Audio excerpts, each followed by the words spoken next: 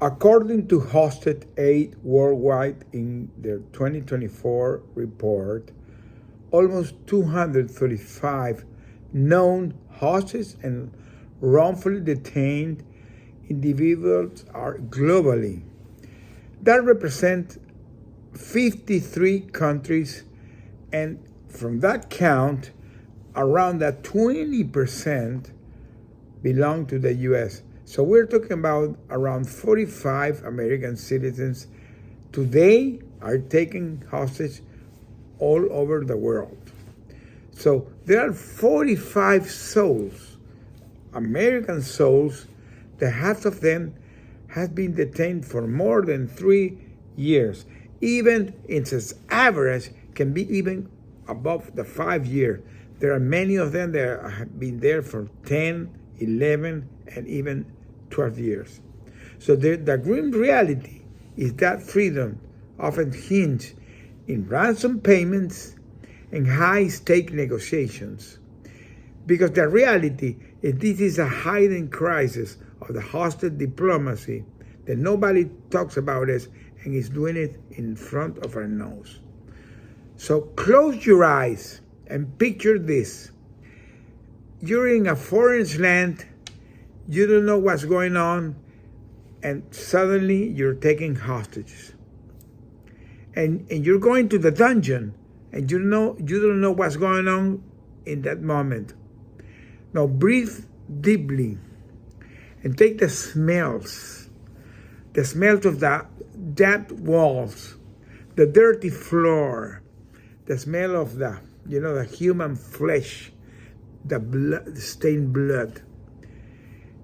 And you can exhale that, and you can meet the darkness that becomes both your enemy and your companion. So in captivity, silence becomes more than just an absence of sound. It transforms into the heavy, oppressive presence that seems to echo even in the corner of your mind. The silence is haunting. It presents against your ears. It amplifies your fears. It reminds that you're trapped. Every minute stretches you into the eternity because it marks the absence of footsteps. There's no laughter. There's no indication that the world outside is keep moving forward. With that cacophony of the sounds and the silence, survivor becomes an art. Survivor demands you to clinch the moment of gratitude. Now imagine deciding right there in that dungeon that you will never get broken, that your story will not be that one, that you will have hope and you will have that impact. In that moment, when the world pulls together every corner of your mind and it propels you to the focus, to the hope. The world is resilience. The resilience is the born, formed, learned experience that becomes after the faith. Resilience isn't just being the enduring. It's about transforming the trauma into strength and using every moment of pain to fuel your fight for the freedom and for the purpose. My name is Jose Pereira, and in 2017, my life turned all the opposite way. I was the CEO of CITGO Petroleum, an oil and gas company here in the U.S., and I was called what that seemed to be a meeting. It was a celebration. I went to a meeting in Venezuela. Instead of that, I found myself arrested. I was literally getting retired. My mindset was getting retired. I had 35 years in the company by the time. I was getting to get retired. I was in retired mode. I had prepared my retirement plan. So I found myself arrested and held on the false charge of being an American spy. So I went to the business trip. I was called to make this presentation we were revamping a refinery, and then I'm standing there with 1,000 people, and I received a standing ovation that was wonderful. We were doing it. And a few minutes later, I saw 20 guards coming, and we were caught in handcuffs, accused to be American spies. So we became the pawns on the geopolitical game between Venezuela and U.S. that we never signed to play. My world shifted in an instant like this. So we came from the barrooms to the prison cell for the next 5 years. So I was trapped in dark reality. I began to face unimaginable struggles. Yet, then it came the moment that where I decided, because that is a decision that you have taken in life, I decided to not make the circumstance to mark me. I reclaimed my power, and I turned those darkest moments into a fuel for my global transformation. So my journey became from being an immigrant, because I'm Venezuelan born, that came to the U.S. as an immigrant, and I became the CEO of that company. I became a C-suite executive in an international company, and after that I became an international hostage because we were known as the CITGO 6. So we began through that journey from my thought leadership and my resilience, and now I'm here in my story of survivor. So that is the testament of the human spirit that can be capable to find hope, can find her purpose and recovery, even under the uncertainty and the darkest moment in your life. And this is something that is going to relate to you. So surviving the captivity and surviving the struggle in life, you can mirror both, because in the profound way, it's the same thing. It's the same thing.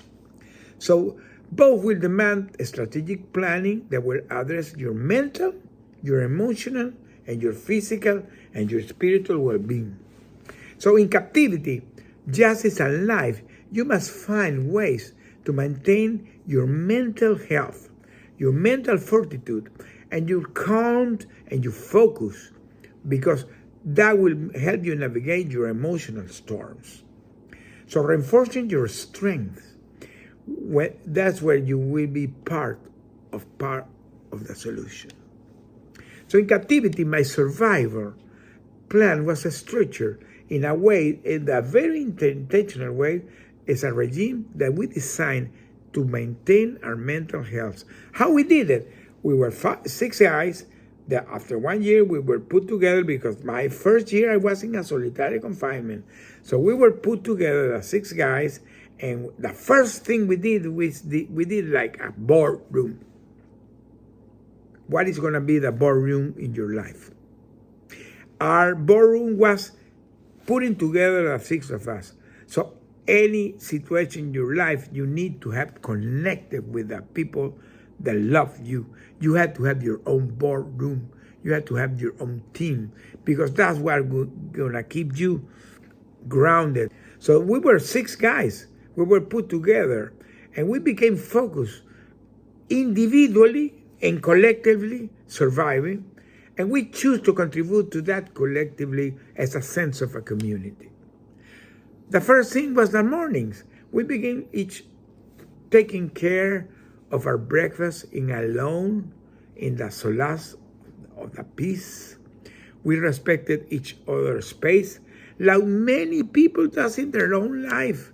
When you need to have your own space in your life, you need your own space. But that's what we did. We respected our own space.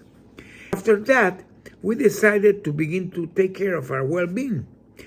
In anything in your life, you had to take care of your well-being. We were in that small place, 6 guys, taking care of our well-being. One of my guys, he was a marathon runner. So he created a routine for us where we did yoga, we did meditation, we did stretching, we did push-ups, we did cardios, we did stacking running, we did a lot. We did hours of training. And that's very similar what you have to do in your life. No matter what's going in your life, you have to take care of your well-being. So you have to manage that. Then we begin to read. We begin to have a 2 hours reading session that kept us escaping. Our mentality was navigating. We were trying to be positive, having positive mindset. We begin to talk about our family gatherings, our tours, our family trips, our kids. We begin to take care of our mindset, having a positive mindset. And I also begin to write letters. I decided, because I didn't have no communication with my family, I decided to begin to smuggle letters. And smuggling letters make me get connected to my wife. So those things. And at the end, we did something great. We decided to connect to our spirituality. We became connected to spirituality. We begin to read the Bible, and we begin to pray. All these things became our survival plan. And after 4 years, during those 4 years, one day came a visit. There was an ambassador that was begun to have the direct negotiation for us. But after that negotiation, I said, I'm going to come back. So I asked my family to bring me a luggage in with my trip when I went to Venezuela. And I asked them to bring my luggage. And you know what I did? I filled up the luggage with clothes. And with clothes like I was going to a trip. And I put it in a corner. And every day I was talking with that. And I said, you're going to come back with me. What are the luggage in your life? What are those things that you can be focused? Are they your luggage or are they your baggage? Because the baggage goes here. The luggage keeps you going, keep you looking the future. So today I can tell you the American Psychology Association has the research, the resilience can be a crucial role in the long-term success in the well-being. And studies have showed that severe trauma can help you be stronger if you use the proper mechanisms. I'm a live proof that it can work. What does this matter to you? Because every adversity is inevitable. What will define you is the way you will respond. So my hope for you is that you embrace the path of resilience. Design your life around your luggage, not your baggage. Let your luggage remind you what is possible. Everything in life is possible. So it's a container of your dreams. Pursue your dreams. And it's a symbol of hope that will fuel your journey. Keep your luggage. Together, let's move for a more survivor, fulfillment life, and have your luggage, not your baggage. Thank you for here.